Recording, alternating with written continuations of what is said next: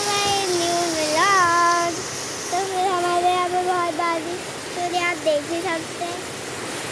हमारे यहाँ रोज बहुत सारी बारिश होती है, देख लीजिए बहुत बारिश होती है। हाँ जी, इसके मौसम में हम भुट्टा खाते हैं, मंचूरियन खाते हैं, सब खाते हैं। देख लीजिए इधर कितनी बारिश हो रही है, इधर कितनी बारिश हो रही है।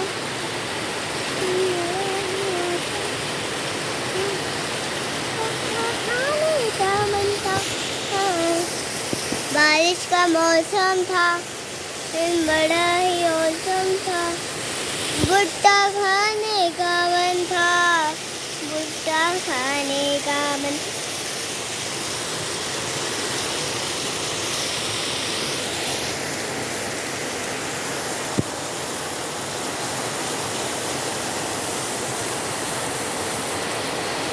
कुछ दिख नहीं रहा है। हेलो गाइस, क्या ऐसी बारिश हुई है भयंकर। देखो,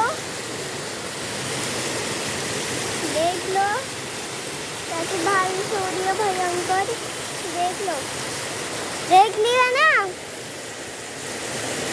रोज हमारे यहाँ ऐसी बारिश होती है। चलो